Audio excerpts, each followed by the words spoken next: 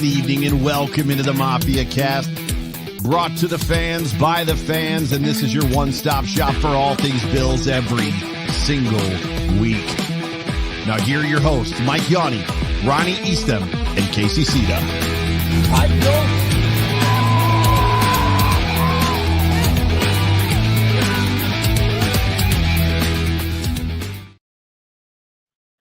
Welcome back, Bills Mafia, to another episode of the Mafia Cast. I am here, of course, with my host,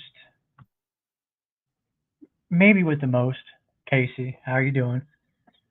Good. I'm just fighting with this mute button over here. I clicked it to unmute, and then it muted me, and so, just the daily podcast struggles. But we're doing good. You know, we've been doing this for a minute now, and I still see that it's muted, so I go to unmute and then I end up muting myself because it doesn't automatically. One of these days we'll remember that and we'll get it right. Probably not. We're not very smart people here at the Mafia. I kind of hope we don't. Try. It makes it more fun and authentic. Shows everybody that we are just a couple of idiots talking football. Makes it more funner? Makes it more funner. All right. Hey, so we are almost to regular season football. Tomorrow is the big cut down day, down to the 53-man roster, which, we all know by now that, that's initial 53. By the time we actually get to kickoff, it's probably not going to be the same 53 that we see tomorrow. But that's okay, because I just realized something. This is awesome. Okay, so I had my 53-man projection up here. I had some audio issues. I had to restart my computer. Guess what? My 53 guys are now gone. Anyways, but that's okay. All of them? So would you like me to start while you build this? Well, that's okay. I'm just going to shoot from the hip. I'm just going to shoot from the hip. We're going to make this happen. Let's start with the easiest position. Probably quarterback. What are we going to do there?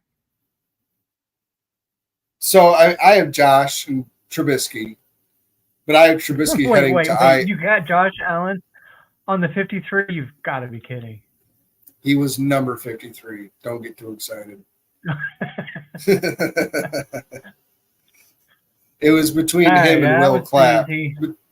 Like when Will Clapp made a good, me and Will Clapp, we're like this. I got Josh and Trubisky, with Trubisky heading to IR to start the season, with Ben DiNucci going to the practice squad and being the IR call-ups the first 4 weeks of the year. So you think they'd probably bring him back? DiNucci? Yeah, he'll end up on the practice squad. Yeah.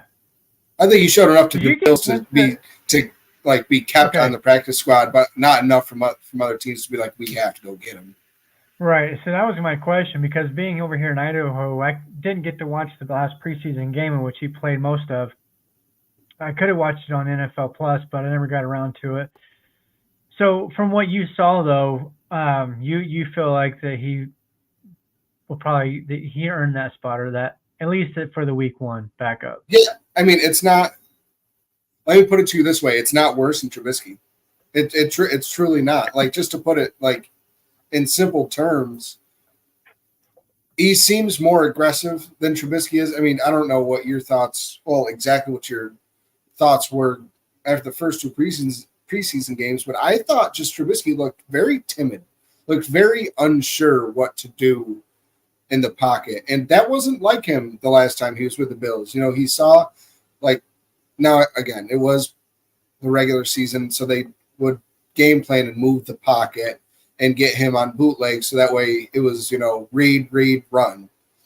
Now they asked him to drop back, and we do want you to drop back and hit passes, because if you have to come in and play a football game for us, that's what you're going to be asked to do. We're not just going to keep you on the move every single play. DiNucci, he just went out there and kind of with that bleep it mentality, like what do I have to lose? I'm gonna have nothing but practice squads. So he's going it just seemed like he's going out there and not being overly aggressive, but taking his shots when he can. And I appreciate that. I would rather have somebody willing to take that shot than not. And that's kind of the boat I'm in with Trubisky, is to where it seems like he doesn't really want to take that shot And that's also why I love Josh Allen. And I'm fine with, yes, Josh is going to have some turnovers, but he's also going to take those shots too where it pans out.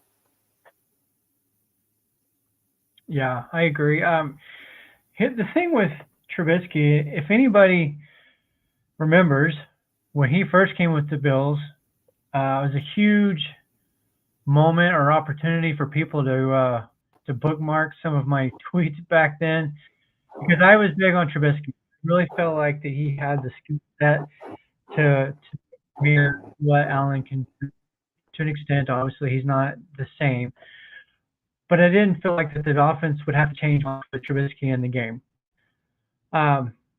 Since that point, he is a shell of his former self. I don't know what's happened to him.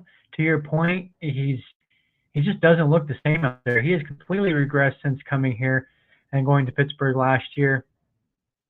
It was 2 years with Pittsburgh, right? Correct. Yep. Matt Canada broke him. Yeah. So, yeah, apparently so. And I don't know. My goodness, it's hard right now with Trubisky because I am not a believer, and it's a position that you hope you never have to see, because even regardless of who's back there, unless you get some kind of crazy magical wonderland with a Nick Foles type scenario, your team is doomed more than likely. John Robert in here he asked about what do we think about Tyler Huntley. What do we think about potentially Tyler Huntley? I just looked him up, and I don't see anything as far as Huntley. Whether he's being good. Yeah, I think Huntley can probably start for a lot of teams, honestly. He filled in quite nicely for Lamar Jackson when he's been out. So yeah, I would prefer Tyler Huntley. Earlier today, there was also a trade that sent Malik Willis to, I believe, Green Bay. So that's another one. I saw some guys, people on. That's one. Yeah, go ahead. I wouldn't be absolutely thrilled about Willis.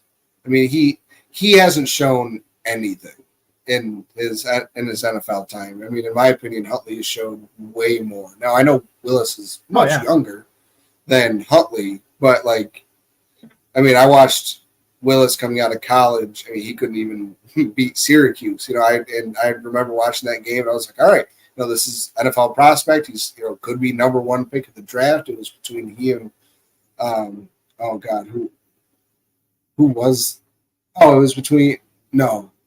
was the number one? The Pittsburgh quarter, Kenny Pickett. This is between he and Kenny Pickett, who's going to be the number one quarterback taken that year.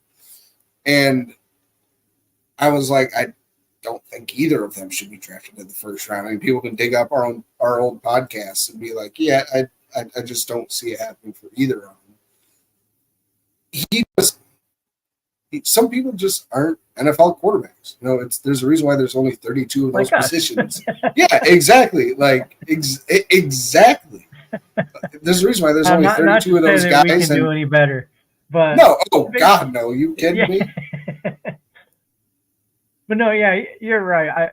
I think the only reason why I might lean towards somebody like a Malik Willis over what we currently have. We know what we currently have right now, which is, I hate to say it, but it's garbage. I have zero faith in either one of the guys to even win a game. Admittedly, I haven't seen a lot of DiNucci. They brought him in late. He played a couple preseason games. I don't think he played a whole lot in week 2. I can't remember for sure. I didn't get to watch him in this last one. So maybe, but there's the other quarterbacks, I think.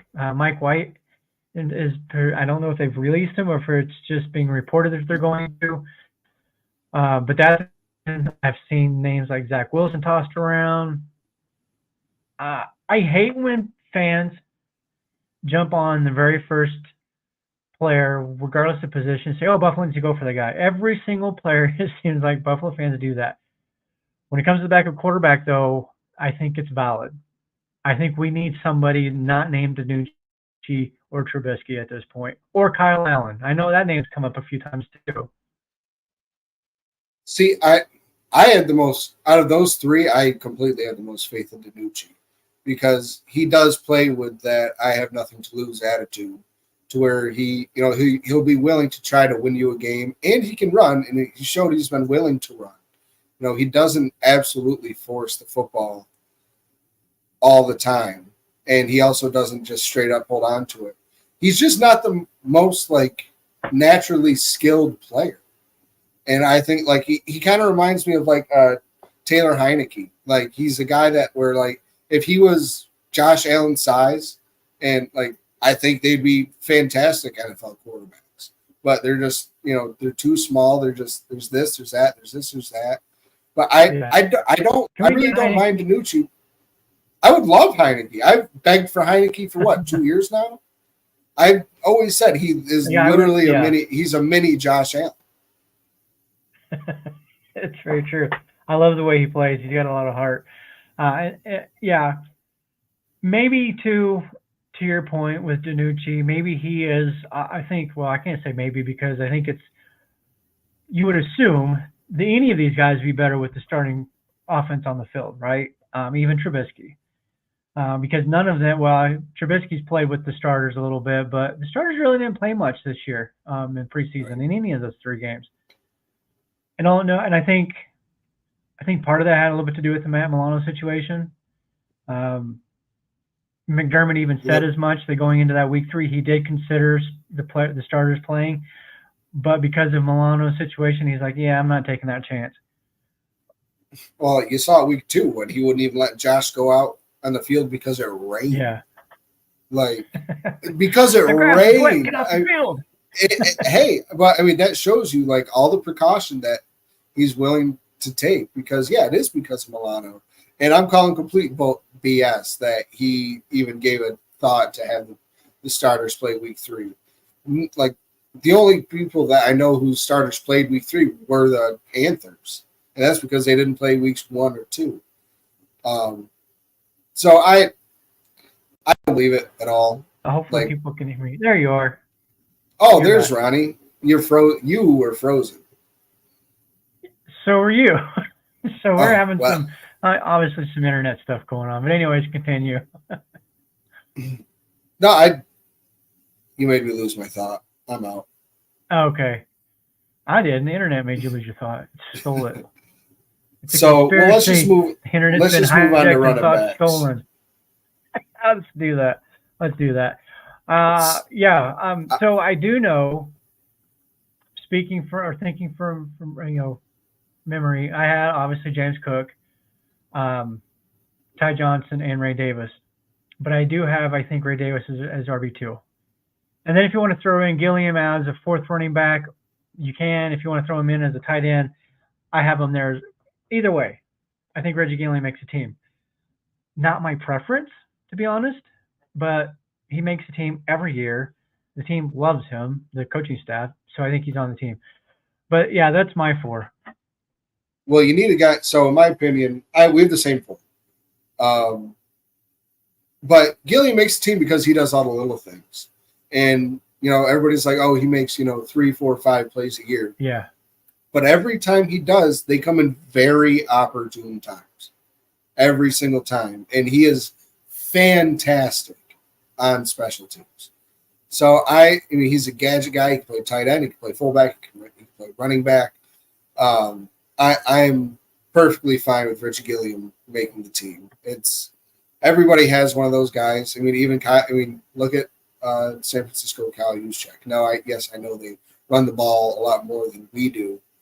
But I'd say Kyle gets used a lot more. Yeah, but that's because they also have Kyle he's also Shanahan. a better football player.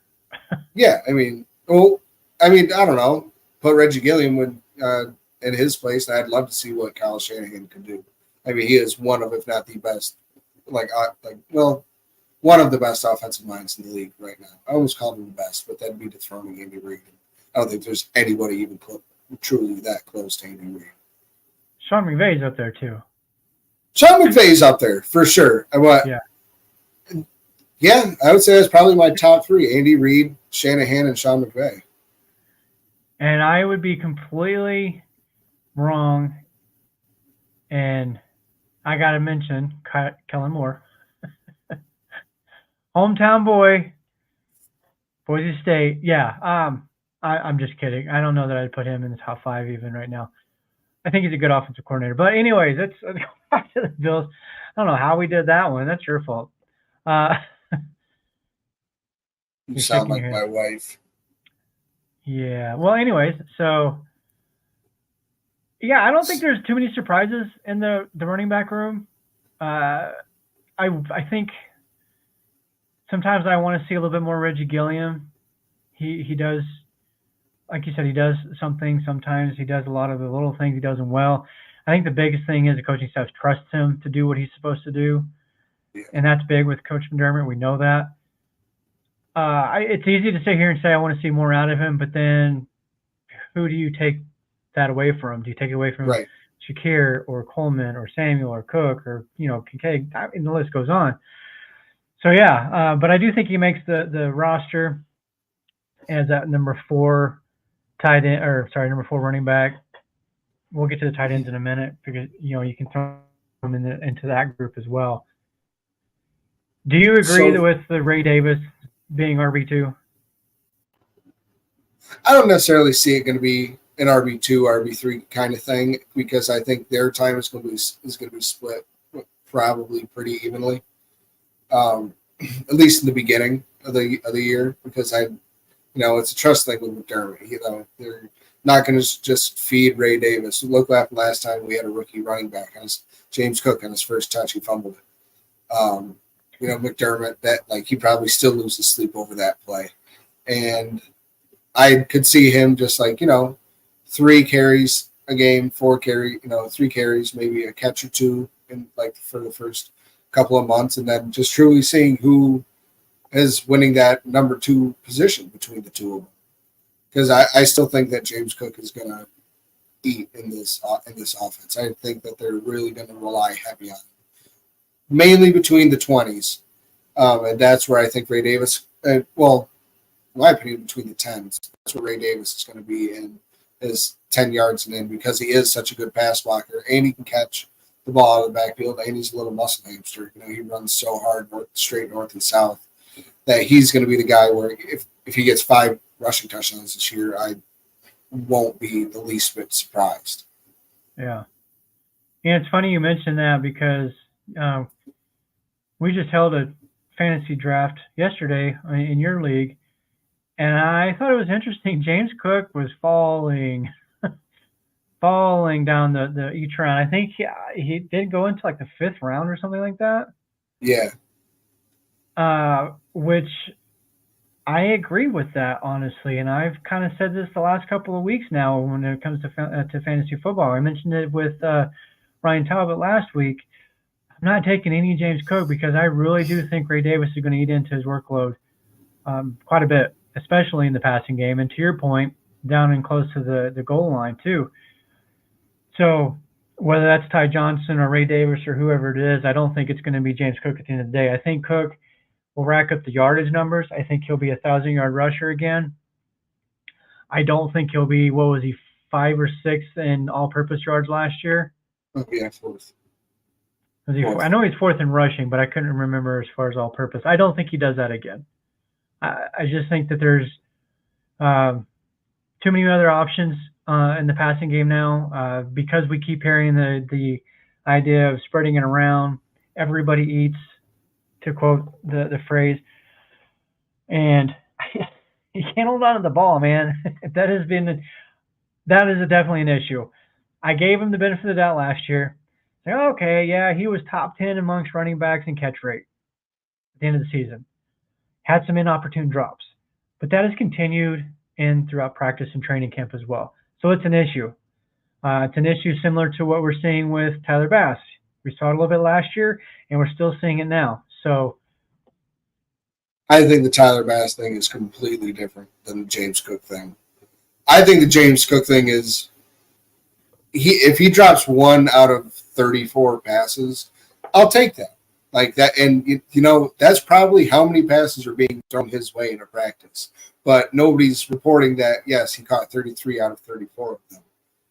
And so it's just one of those things I don't buy into the context until I start seeing it with my own eyes. And if if it does become a problem, I mean, I love James Cook, but like I have no problem being like, yeah, he had some drops last year, but the number wasn't as many as it was the timing of them.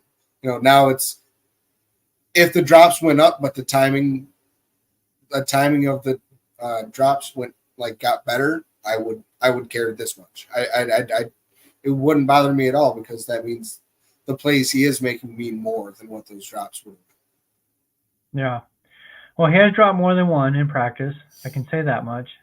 But yeah, I'm just saying, if he drops one that in one day out of 34, and then he drops one more the next day out of 20, and then he drops two out of 50 the next. But that's what I'm saying. Like, everybody's emphasizing on the 1-2 drops that he does have in practice, but doesn't pay attention to the fact that he probably also caught 55 out of 56, 57 passes.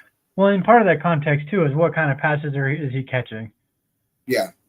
So, yeah, either way, I think it's a problem. I think it's an issue. I don't want to say a problem, but when you have somebody like Ray Davis who is significantly better, you utilize that. You can't say he's significantly better at catching. From everything that I have heard out of James Cook was the best pass catching running back to ever come out of college, and now he's having this. But that's not showing up in the NFL though. So don't tell me that Ray Davis is already going to be better when he hasn't played an NFL snap yet. From what we've seen so far, he's better. Excuse my French, but preseason doesn't mean shit. But how you run the routes, catching the football has nothing to do with preseason or not. Can you catch the ball or not? And Cook is showing he has a problem with dropping the ball. And he's done it more than once or twice in practice. In practice. And he did it last year. I think it would be an issue if those that he dropped were maybe difficult catches, but they were so easy that Mike could have caught them. Sorry, I love you, Mike. But you still can't. But the comparison of saying that Ray Davis is already a better pass catcher in the NFL than James Cook, like, you can't make that assumption. He hasn't done it yet. Based on what I've seen so far and heard, we haven't seen anything. He's played like a free. I almost let out the big one. He's only played a freaking quarter. Yeah. Okay. Before Ronnie and I kill each other, let's move on, because we have a lot of positions to go through, and we have made it through 2 of them. So, wide receivers, I have 5 making the team, and it's the standard 5. It's Samuel, Shakir, Coleman, Hollins, MBS. Now, I know that those are the same 5. I saw your tweet out there earlier. Those were your 5, and you also added in Shaver. Yeah, but you also added in Shavers to round it out to 6. I'm really curious to see what they're going to do with Tyrell Shavers. I don't think that he showed enough to warrant making the team. Like the ball that Taducci threw on Sunday or Saturday, it should have been a better ball, but he definitely should have caught that football. You can see did he have to lay out for it? He shouldn't have had to. He slowed up. You could see him tracking the ball, and the step before he went to reach out for it, he did a little stutter step or something. Like he just he mistimed it. He 100% could have caught that football. Now he made up for it. Danucci hit him on a great curl route for on a 3rd and 10. He's made some good standard plays that you would ask people to just make regularly. That you should make. But he hasn't done anything. If he had caught that football, I think that that probably would have solidified him getting on the team. So it would have shown his true athleticism and ability to track the football and make the spread wide open throw and catch. But the reason why I think they only keep 5 is I don't think anybody else has truly shown enough to warrant being the 6th wide receiver. KJ Hamler, I mean, he has a special team with return abilities, and he also played running back when Frank Gore got hurt on Saturday. So, that's a little feather in his cap. And I think that 100% earns him a camp spot. I mean, a practice squad spot. But yeah. I just don't think that anybody has stood out enough to where they get that spot can be used elsewhere, whether it's on an offensive lineman or a defensive lineman or a linebacker, where, on these, where we're either heavy on the line or we are thin at linebacker thanks to Milano injury. So I think that's where they might go a little heavy and shave the wide receiver spot. Because nobody outside of Matt Collins is a special teams player.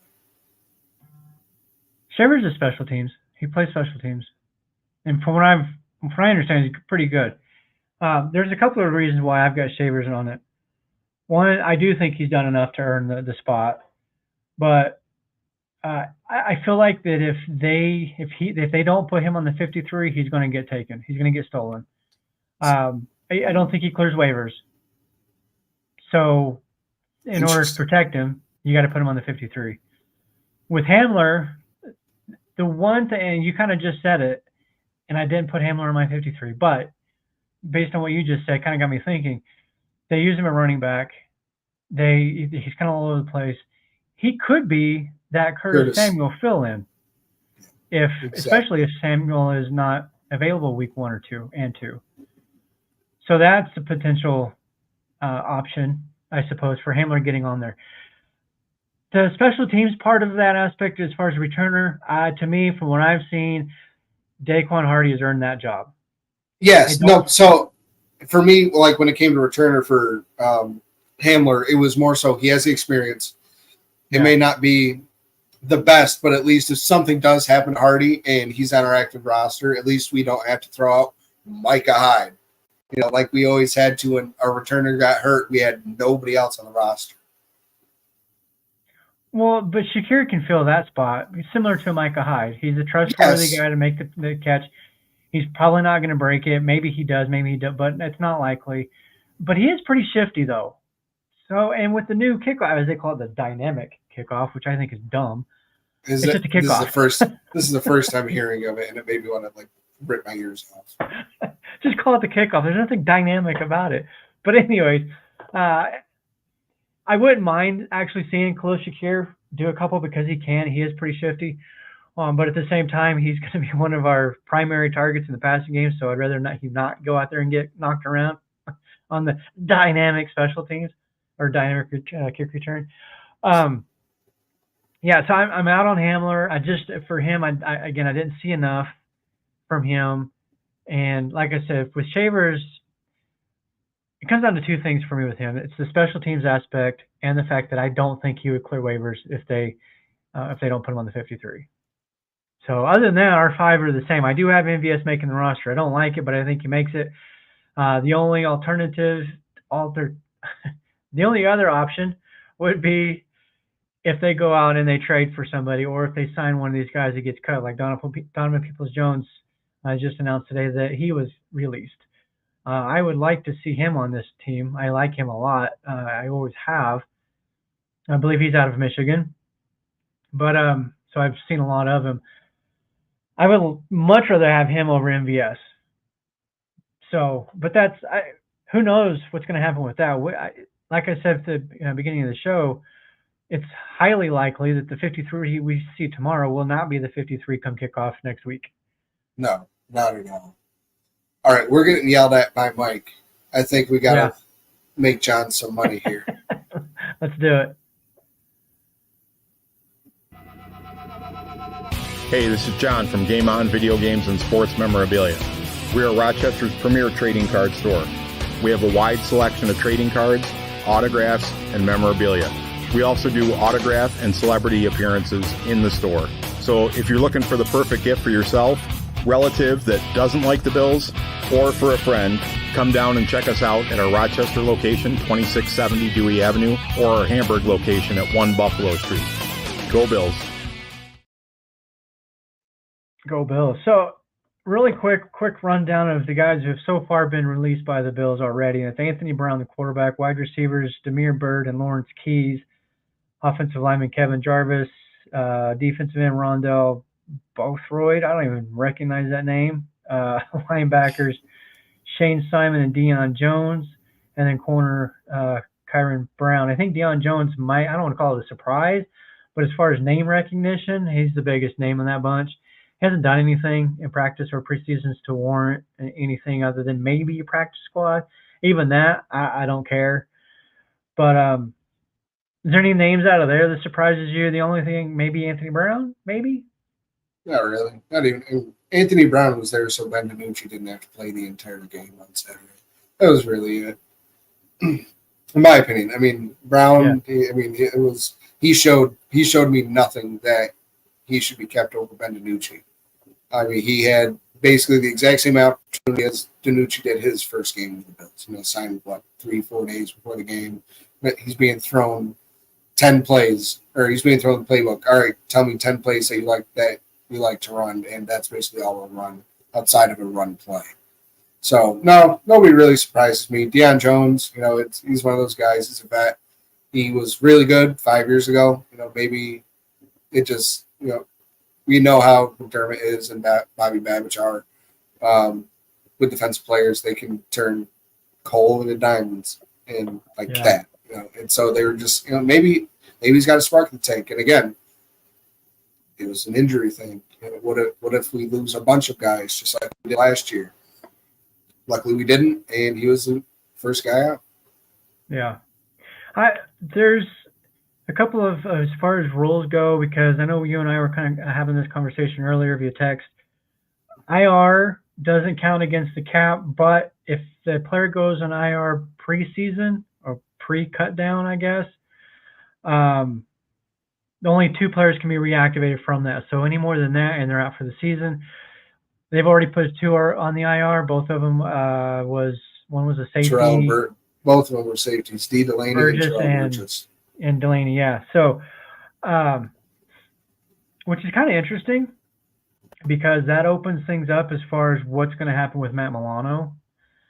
And I don't want to jump ahead too much, but that's something it's going to be an issue. We don't have Milano on the 53 because of obvious reasons, but how they handle that's going to be interesting. Let's get into, because we could talk forever about the wide receivers, but let's get into the offensive line. Well, I think we skip tight end. Let's just go, Rick. I'm just saving the best for last. Just kidding. I was going to say that's the easiest. To me, that's the easiest one. It's 3 of them. Quentin Morris, who's in my opinion, going to IR.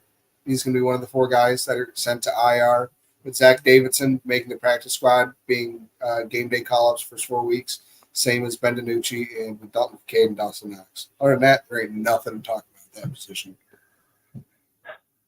Hey, you could maybe make an argument for Davidson over Morris. Special teams. Morris has made some, or I'm sorry, Davidson's made some plays. He looks really good. I agree. It's not going to happen, but I think you could make a legitimate argument. I mean, you're talking about the 3rd tight end, right? So it's whatever. But Morris might be the best He might be the best blocking tight end between he and our 2 starters. So I like that 100% is a big reason why I think they keep it is purely just his blocking. I mean, Kincaid has gotten better, and so has Dawson Knox, but Morris is animal. Yeah, I think we're pretty much in agreement with that. So can we talk about the offensive line now? Not that there's going to be any shocks there, I don't think, but maybe in the reserves. Yes, but I forgot. Okay, we'll get there. All right, go ahead. Offensive line. So I've got offense. Dawkins, Edwards, McGovern, Torrance Brown, starting 5. Yeah. Van Pran Granger, because he does not clear waivers. No, absolutely not.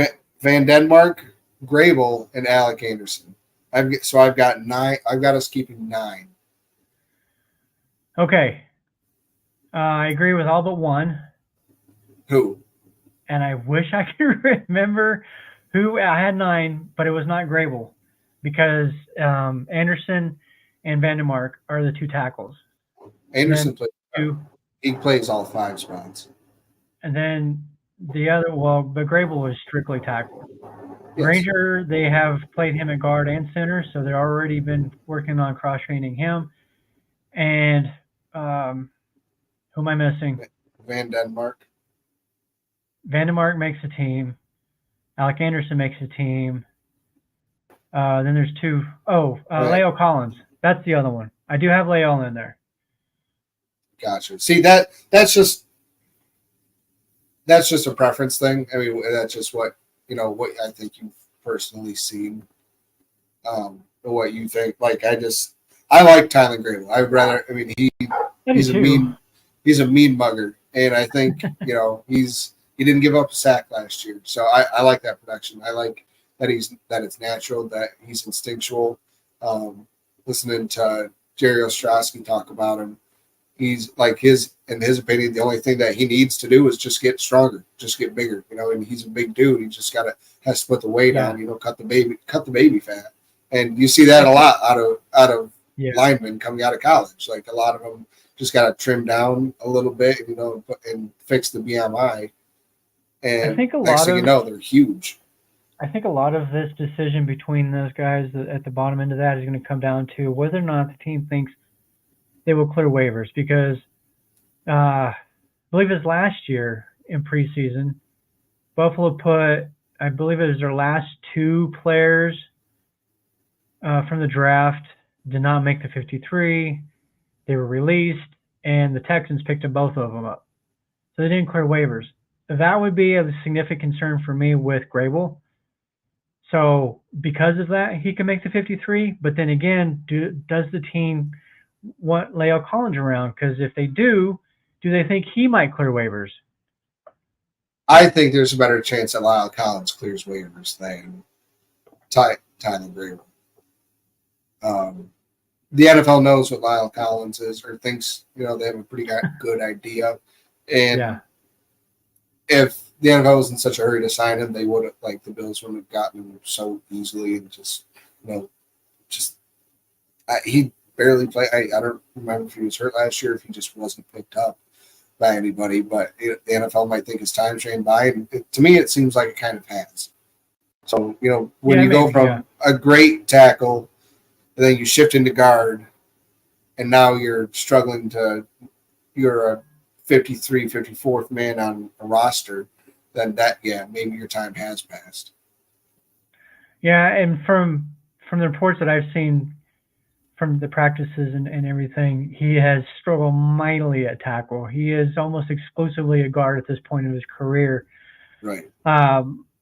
You could say the same about Grable as far as just being exclusively a tackle. Could he move inside? Maybe. I don't know, but I would love to have an exclusive swing tackle. That's kind of what we've been seeing out of Van Denmark the last couple of years. Yeah. But if we can keep Van Denmark and Grable, and then have Alec Anderson, who could play both guards and center, and have Van Pran Granger, who you would prefer him at center but could play guard in a pinch, that's not bad. That's a pretty good back four. Let me throw this at you, though. If they're cross-training Van Pran Granger to be an interior offensive lineman, both center and guard, what does that do maybe for an Alec Vandermark, who maybe that makes him obsolete, and then maybe he's the odd man out? No, Van Denmark will not be cut. They won't subject him. I'm just throwing things at the wall.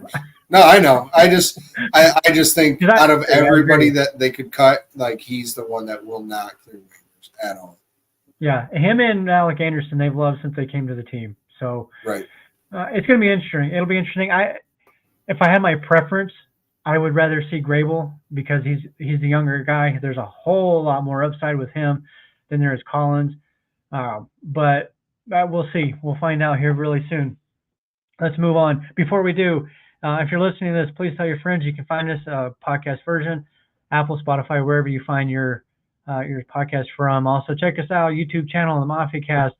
Give us a subscribe there. We appreciate you watching now. Hit the like and share it.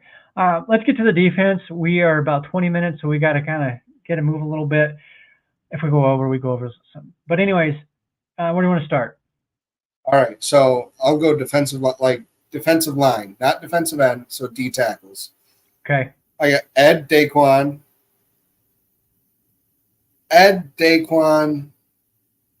Deshaun Williams, and Dwayne Carter. I have them just keeping 4. because I think they're gonna keep 6 defensive ends. Okay. My Do you have reasoning Deshaun behind that, Williams over Austin Johnson though? I couldn't remember which one was better when I made this up, and I tried looking it up in I couldn't figure it out. And I'm like, okay, which one is it? It's definitely Johnson. Johnson is the one that Daquan. Oh my gosh, our defensive tackle Jones. Thank you. Daquan Jones was navigating. I cannot talk today. He's one that he was advocating for. We're killing it for a Monday. Oh, I know. It's great. So the reason why I have them keeping 4 is because we've seen Groot be able to kick inside and play interior in not in a pinch, but in a package. So I think having that ability of Groot, I think they're going to be more willing to keep 6 defensive ends with Von, AJ, Groot, Smoot, Solomon, and I think they keep Kingsley Jonathan. I think he's kicked around enough too, to where I think he's earned it at this point. He's been on the practice squad. He's been called up, and in my opinion, he's played well in the short time he's been given. So I think this will be the year that he ends up making it. I did not have him in there, and I had 4 defensive tackles, the same 4 that you mentioned. Well, Austin Johnson was the 4th one. I had it 4 because of their skill sets. Austin Johnson is a Daquan Jones backup. Carter is Oliver's backup. So it just kind of naturally they fit that way. And I think Dwayne Carter, obviously there's no way he clears waivers, so he has to make it. Who's cutting their 3rd round pick? Exactly. So he's safe. The defensive ends. This is where I can't remember who exactly. I had Von Miller, Epinesa. I know Kingsley Jonathan was not on there. Groot, Smoot, Solomon. That would be 5. Yes, and yes. Did you say Smoot? Yes. Von, AJ, Groot, Smoot, Solomon. That's 5. Okay. Yeah, that makes sense because 5 and then the 4, so 9. Yeah, that was what I had. I did not have Jonathan making the 53 this time. I think probably back to practice squad again. Well, he's somebody who I don't think would clear waivers, and I can't remember where I saw it on Twitter, and it completely sparked it to where our old defensive line coach is the new DC in Chicago, and and they've been vying for pass rusher opposite of Montez Sweat. So I would not be shocked to see him just nab Kingsley Jonathan right up. Now that you mentioned that, I do remember seeing that as well. It was from Matt Perino over at the Shout podcast. That's where I saw it anyways. But yeah, I mean, that's a possibility. But to me, if that happens, who cares? It doesn't do anything for me if he's not on the team, whether it's practice squad or not. I just haven't seen enough from him over the last 2 or 3 years, however long he's been with the club now, to care if he makes the roster at this point. I think it's just been so deep, or that we've been so deep at that position. But with the injuries we've had in the years past, and he has had opportunities because of that, he didn't do anything with it. And that concerns me. The only injury we had was Von Miller, really. And so that would be the last 2 years. Vanessa's been injured. Gregory Rousseau has been injured. Yeah, but those are more for like a game here, game there type teams. That's my point. He's been on the field, Kingsley Jonathan. He's been on the field in game, outside of preseason, and didn't do anything to me that said, oh, wow, okay, yeah, there's what we're looking for. Now, if we can develop that, he could be a full-time guy on this rotation. I haven't seen that from him, though, at any point. See, I've seen flashes like in the past, past couple of years, like he's made a play here, play there. It may not be getting the sack, but it might have been, a great defense, like just a great, like sealing off the edge or a QB pressure to where he just burned a guy off the line or something. Like I've seen to where like he has tools to where I think it could happen. Yeah, we'll see. Some flowers just take longer to bloom. So you know, Biden- when I have to tell this story. I know we're running late, but you brought the sunflowers, so I have to tell a story about when I was a child, and I grew sunflowers in my backyard. If my mom is listening right now, which I just saw that she hit the like button, so she might be, and she remembers this. I even have the little picture. Some of you young people may not know what a newspaper is, but I had a newspaper clipping. Was this on the way of the Oregon Trail, like on your way? Pretty damn close. But these sunflowers were taller than me, and I took, I think it was 6th in the state for the largest sunflowers. As I was like, I don't know, 10 maybe. Okay. Anyways. Oh my God. All right, back to football. Let's go to linebackers. Okay. Yeah, we're done there. Linebackers, it's Milano who's going to IR.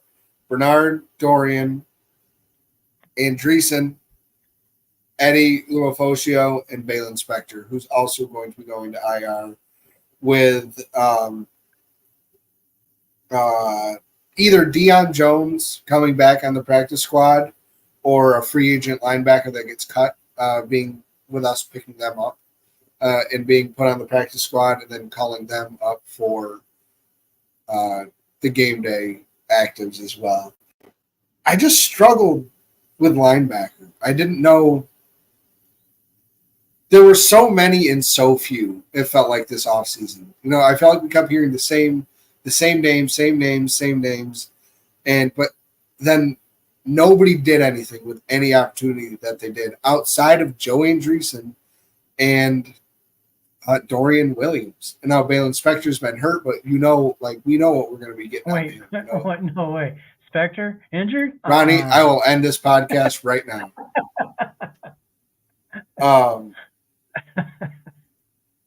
So what do you think? I mean, do you see any difference in linebackers?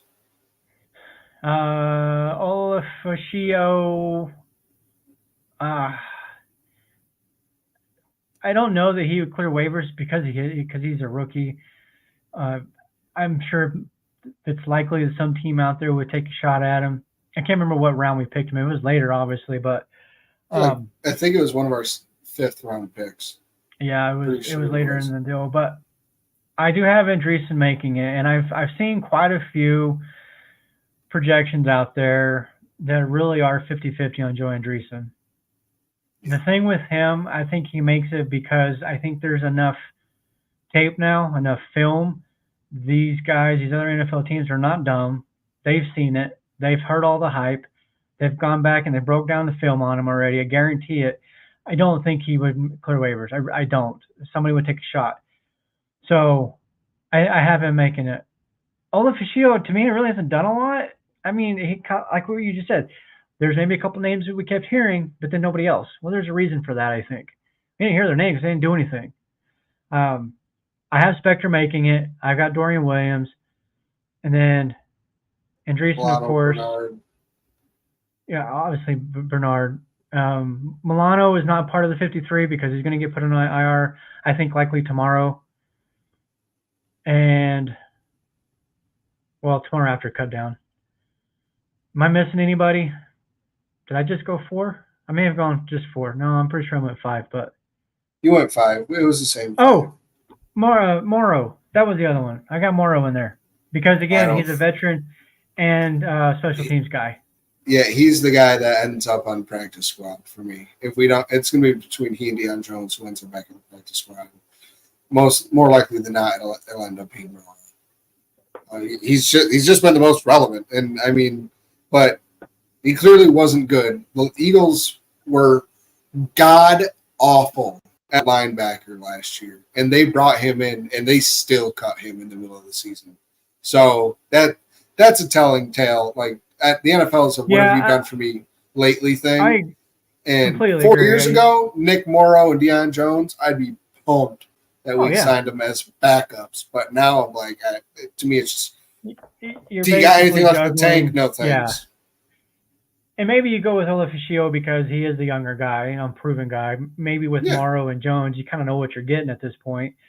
So that's a possibility as well. I don't know if Olafashio has done anything on special teams. I haven't heard.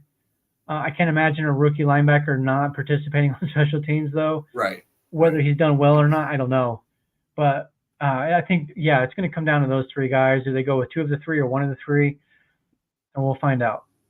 But because they go with a heavy 4-2-5, basically the nickel, I could see them only going 4 linebackers as opposed to 5. But if they only go 4, then you're putting somebody else's neck out there on the waiver wire. So it'll be interesting. I believe 4 o'clock Eastern is the deadline, right? 4 o'clock tomorrow. Yeah. So 2 o'clock my time. So I get to find out before y'all. That's how that works, right? Yeah. I think it did so, Papa Juan. Let's move on to safety and get this show wrapped up because we are a mess. So safety, I've got DeMar, Taylor Rapp, Cole Bishop, Mike Edwards, and Cam Lewis all making it 5. Cam Lewis gives you that cornerback safety flip-flop. Mike Edwards, good veteran coming off the bench or starting, depending on what he's shown in practice, because he hasn't played in the preseason. So whether he didn't play on Saturday because they said they weren't playing starters is telling, or if he just wasn't quite healthy enough and he's already a roster lock and they're just saving him for the season, we don't know that. So I think he makes it. Obviously, Cole Bishop, Taylor Rapp, DeMar, safety, in my opinion, is a very easy one. Yeah. Cornerback, Douglas, Benford, Taryn, Elam, Ingram, and Hardy. That's 6. Say that again? Douglas, Benford, Taryn, Elam, Ingram, Hardy.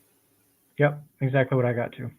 I mean, defensive back has been like the easiest one for us this year. And last year, we were freaking clamoring and begging and clawing to figure out what our cornerback situation was going to be. Boy, it's been a nice year. Yeah, it was a battle between Elam and Benford last year and the year before, for that matter. Yep. No surprises there in the secondary. I think Mike Edwards. I know we kind of talked a little bit about him not making the roster potentially because he was injured, but it does sound like he's fine, and I don't say fine, but he's starting to kind of get back into playing and practice and stuff. And it could be a very similar situation to Terrell Bernard last year. Everybody thought, oh man, he might not make the team because he hasn't practiced, and then boom, he's one of the best linebackers in the league. Statistically, maybe not according to PFF, but whatever. So specialist. Yeah, there you go. Bass, Martin Reed. Bass ain't going nowhere. I don't care what anybody says. Unless he misses his first 5 kicks of the year, they're not going to do anything with him. Practice squad. Well, so for IR people, I've got Spector, Trubisky, and Morris. After cut down day, I got all 3 of those guys going. And then I've got DiNucci, Zach Davidson, Zach Frank Gore Jr., KJ Hamler, Tyrell Shavers, Justin Shorter, Deion Kane, Nick Morrow or Deion Jones, Will Clapp, Lyle Collins, Takori Couch, Eli Anku, Cameron Klein, and Kareem Jackson all making the practice squad. Ooh, there was Keaton Bills. What about him? Gone? Just done? Offensive? Okay. I don't think that's a cool name, though. I know. We need to buy the jersey. Like if we could have Clapp and Bills that are 2 guard positions. Oh my God. Maybe Bills Clapp. So with Spector, Trubisky, and Morris going on IR, I've got DiNucci, Zach Davidson, and then DiNucci, Zach Davidson, and then whatever linebacker we have on the practice squad being called up the first 4 weeks of the season. One thing I'll throw at you, one question. Let's talk about Frank Gore Jr. for just a moment. We got a little bit of time. I feel like this is another one of those that he suddenly has a great game and everybody loves him. Because before that, you didn't hear about him. Yeah, he played in the preseason games, and he didn't do anything not to make the practice squad or anything. But at the same time, it was like, oh my gosh, that guy's got to get on the practice squad. based on that, and from what you saw in that preseason game, I didn't get to watch it. I do want to go back eventually and see it. But do you think he's safe on waivers? I mean, I you have got 2 the words. bloodlines. 2 words. What? 3 words. Watch the game. Watch the game. He won't clear waivers. I'm telling you, he won't. So he can't make the practice squad then. Nope. Oh, You shit. just put him on the practice squad. That's what I'm asking, because I was a big fan of Frank Gore, Jr. coming out of college. I watched him. I can't remember who they played in their bowl game, but there's a Senior Bowl, and not the Senior Bowl, the other one, East West Shrine game. He was freaking phenomenal. He was a beast. They could not stop him. And I'm like, okay, obviously he's got the bloodlines. There's talent there. He is kind of on the smaller side, but compact. And then he has that game like he did the other day. I'm with you. I don't think he clears waivers. However, he is a running back, and running backs aren't exactly, a high commodity in the league anymore. So is there a team that would be looking to add a number 2? It's not even a number 2. I mean, he is at work, like, he's a number 3 running back. Right now, he would be a prototypical number 3 running back in the NFL. And if they didn't find Ty Johnson last year, Frank Gore would solidly be on this team. What do you think about keeping Frank Gore on the 53 and releasing Ty Johnson? No, thank you. Ty Johnson, I think it was last show, I compared Ty Johnson to Ryan Bates, to where he's not fantastic at anything, but he's good at everything. So it's not somebody that you want starting, but it's like running every snap. But he's somebody that I love coming off the bench because he can do everything. He's not a burner, but he's not a straight up downhill runner, but he can catch and he can pass block. He's just you make a better goal line back than any of the other 3. Agreed. But Gore. Gore, yeah, for sure. But he can still catch the ball. I mean, he proved that in the preseason too.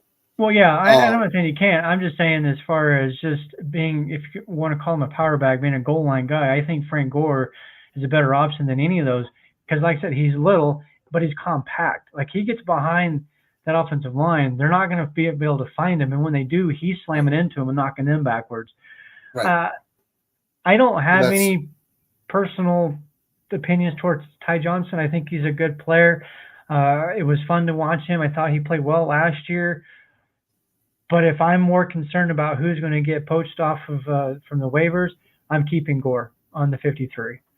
That's the only where, and I do remember I did put Ty Johnson on my initial 53, but the more we talk about it, the more I'm kind of thinking maybe we keep Gore on the 53 and take our chances with Ty Johnson. There's zero chance McDermott lets this team go with James Cook and 2 rookie running backs. There's zero chance he lets it happen. We're saying that Ray Davis is taking the number 2 spot. So with a rookie being number 2, there's still a reason why they brought in Latavius Murray last year. They needed a veteran presence. Ty Johnson is now that veteran guy, and like who can coach up those younger guys. He makes his team 100% over Frank Gore. We'll see. I kind of want to see Gore tomorrow. I want to see Gore get in there because I don't want to see him. And part of that too is another part of this you have to think about is the fact that being a UDFA, they can get him on a really cheap deal. And then you've got Ray Davis on a rookie deal. You've got a UDFA on a rookie deal. Cook is coming up on his final year next year. You've already got answers for that for the next 4 to 5 years. Well, 4 years with Davis and Gore. Let Cook walk. I know a lot of people like Cook, and I love him too. But for the way the Bills operate on the offense, we don't need it. We don't need to spend a lot of money on a second contract on a running back. So I don't think James Cook is here after 2026 or 2025. No, we were on that. Yeah, a while ago. Yeah, I mean, Latavius, I love you, but it's a running back. The day of, you have to. I've said it before. You have to be generational to get a second contract by the team that drafted you. Christian McCaffrey got traded. Saquon Barkley wasn't re-signed after being tagged. Derrick Henry, after 10 years, finally let go, still at the top of his game. I mean, the list goes on and on and on. But then you get guys like Isaiah Pacheco and Kyron Williams and these guys that are in the middle to late rounds of the draft that do explode. It's a good running back. Yes, a good player is helpful, but a good scheme